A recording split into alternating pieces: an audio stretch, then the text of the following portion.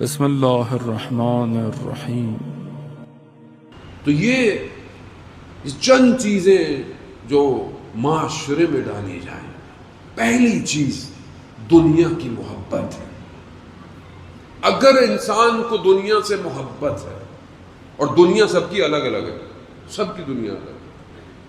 ہو سکتا ہے آپ بولیں کسان کو بلڈنگوں سے کیا لینا، گاڑیوں سے کیا لینا، اس کی دنیا اس کے کھیت ہے۔ ہو سکتا ہے باقی سارے کام صحیح کرتا ہو، رات کو کسی کا پانی چوری کر دیتا ہو سکتا ہے۔ اس کی دنیا، بچے کی دنیا الگ ہے۔ بچے کو شاید ٹافی اس کی دنیا ہو، میری دنیا الگ، میری دنیا کتابیں ہوں، ممبر ہو، میری دنیا میں اسی میں پھنسا ہوا ہوں۔ دنیا دنف سے ہے، پستی سے ہے، اور جو اس دنیا میں جتنا دوڑتا ہے، دنیا اسے اتنا اپنے پیچھے بھگاتی ہے۔ خود حضرت عیسیٰ علیہ السلام کے پاس خدمت میں دنیا ایک خوبصورت دلہن بن کے آئی۔ حضرت عیسیٰ نے بولا کیا ہے؟ کہا پہ بتانے آئی ہوں کہ جتنا کوئی میرے پیچھے اتنا میں اس سے دور جاؤں گی۔ دنیا کی لالچ، کسی کو سٹیٹس چاہیے، کسی کو جگہ چاہیے، کسی کو مقام چاہیے، کسی کو پیسہ چاہیے، کسی کو شہوت ہے، کسی کو زبان کے ذائقے کی لذت ہے، یہ سب دنیا کے اندر ہے۔ لیکن اس کا مطلب یہ نہیں کہ آپ دنیا چھوڑ کے چلے جائیں، پہاڑوں پہ چلے، جیسے آپ مولانا صاحب نے آپ کو واقعہ بتایا، ایسا کوئی نہیں ہے۔ اگر دین پہاڑوں پہ ہوتا، خانقاہوں میں ہوتا، تو پھر آخری نبی حضرت محمد مصطفیٰ صلی اللہ علیہ وسلم صلی علی محمد، پھر سرکار غار حرا سے نیچے نہ آتے۔ حضرت جبرائیل آ رہے ہیں، جناب خدیجہ کھانا لا رہی ہیں، اور کیا چاہیے؟ نہیں، اجتماع، امت سازی کی جائے، بشریت کو ارتقا دی جائے، یہ کمال پہ پہنچے، اسے خدا تک پہنچنا ہے۔ ظالم محترم یہ، اور لیکن جب آپ دنیا میں آئیں گے تو پھر یہ مشکلات ہوں گی۔ اب کوئی یہ کہ مولانا صاحب کوئی وظیفہ دے دیں، کوئی پریشانی نہ آئے، کوئی مشکل نہ آئے، تو میرے بھائی پھر دنیا نہیں ہے وہ۔ دنیا تو وہی ہے جس میں مصیبتیں بھی ہیں، امتحان بھی ہے۔ خدا قرآن میں کہہ رہا ہے، الذی، سورہ ملک میں پروردگار کہہ رہا ہے، الذی خلق الموت والحیات، میں نے موت اور حیات کو خلق اس لیے کیا ہے تاکہ میں آزماؤں تم میں سے احسن عمل کس کا ہے۔ خدا امتحان میں ڈالے گا، امتحان کی کامیابی کی دعا مانگے، امتحان سے مت بھاگیں۔ بچے امتحان سے بھاگتے رہیں تو کبھی بھی کلاس پاس نہیں ہوگی، پہلی کلاس میں ہی رہے گا بچہ ساری زندگی۔ تو امتحان دیتا ہے تو آگے جاتا ہے۔ تو اب دنیا کیوں کھینچتی ہے؟ دنیا کیوں دھوکہ دیتی ہے؟ خدا تو نے ہمارے اندر اتنی خواہشاتی کیوں رکھی؟ پروردگار بھی کہے گا میں نے خواہشات رکھی ہیں مگر تم پہ ظلم نہیں کیا، میں نے خواہشات کے حصول کا حلال راستہ بھی رکھا ہے تمہارے لیے۔ ابھی خود انسان حرام کی طرف جائے تو اس میں خدا کا کیا قصور ہے؟ ہم نے معاشرے کو بنا ایسا دیا ہے کہ لوگ حرام کی طرف جا رہے ہیں۔ جوانوں کو جب آپ صحیح وقت پہ ان کے رشتے نہیں کریں گے تو حرام کی طرف جائیں گے۔ معاشرے میں بے حیائی، بے پردگی جب آپ عام کر دیں گے، جب کوئی روک ٹوک نہیں ہوگی، معاشرے میں برائی پھیلے گی۔ ہر وقت بچہ انٹرنیٹ پہ بیٹھا رہے، اگر اچھے کام بھی کرتے ہیں، میں یہ نہیں کہتا کہ اچھے کام نہیں ہیں، پڑھائی بھی کرتے ہیں، ایجوکیشن بھی کرتے ہوں گے، آن لائن قرآن بھی پڑھتے ہوں گے، درس بھی ہے، میں یہ نہیں کہہ رہا کہ بالکل ہی ہر چیز بری ہے، نہیں، اچھی ہے۔ مجلس بھی لوگ آن لائن سن رہے ہیں، درس بھی سن رہے ہیں، کتنے علماء کرام کو آپ سنتے ہیں جو یہاں نہیں آ پاتے ہیں۔ لیکن خواہشات، اگر دین کا درد نہ ہو تو دنیا کھا جاتی ہے انسان، اور انسان اپنے دین کو بیچ دیتا ہے۔ جوان شخص ہے، مدینہ میں آیا، گھر کرائے پہ لینے کے لیے ڈھونڈا، ایک گھر مل گیا اس کو۔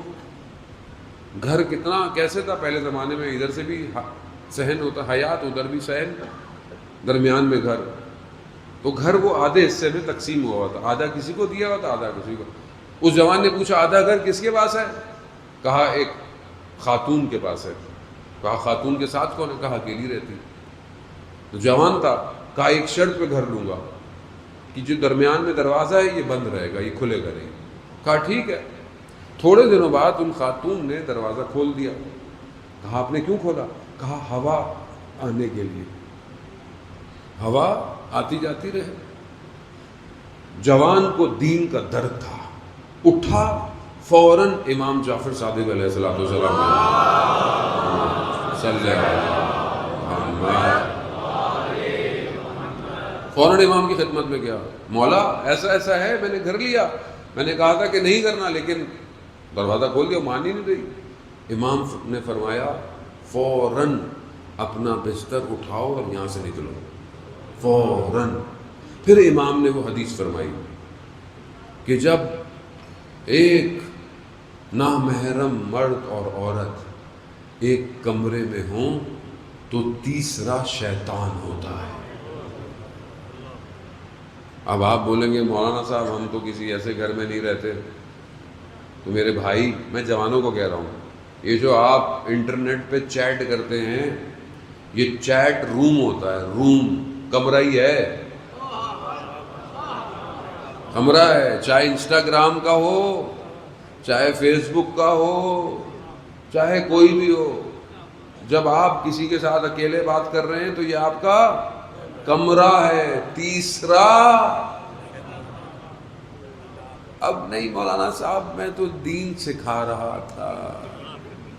میرے بھائی شیطان زیادہ دین جانتا ہے، اس نے نبیوں کو بھی دیکھا ہے، اس کے مقابلے میں نہیں آ سکتے. تو بہتر ہے اس سے اعوذ باللہ من الشیطان الرجیم، دور.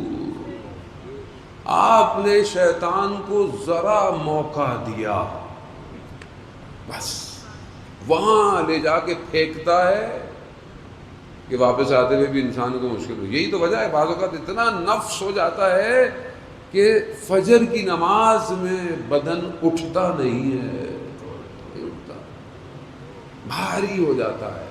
عزیزان محترم، ایک شہید کا وصیت نامہ ملا تو اس میں لکھا ہوا تھا کہ ایک دن میں صبح اٹھا تو وہ دن میری زندگی کا سب سے تاریک دن تھا. کیوں؟ کہ جب میں اٹھا تو سورج نکل چکا تھا، یعنی نماز. عزیزان محترم، شاید میرے آپ کے لیے نماز عبادت، خدا نے 1,24,000 کو بھیجا اس لیے، سید الشہداء کربلا آئے اس لیے. رزن بے قضائے ہی تسلیم لامر، تیری رضا پہ راضی پروردگار. اذان محترم، اب اگر یہ امت اس طرف نہیں جا رہی، یزید نے یہی کیا، امت غافل ہو جائے کون اٹھے گا؟ کسی سے یزید کو مسئلہ نہیں تھا، کسی سے مسئلہ نہیں تھا، صرف 3 لوگوں سے تھا، 2 کو اس نے ویسے کر دیا، ایک سے مسئلہ تھا بس، ایک شخص. وہی ایک شخص فرعون کو بھی ایک شخص سے مسئلہ تھا، نمرود کو بھی ایک شخص سے مسئلہ تھا، حامان کو بھی ایک شخص سے مسئلہ، ہر کسی کو ایک شخص. کیوں؟ کیونکہ دشمن جانتا ہے یہ ایک شخص کائنات کو پلٹ سکتا ہے.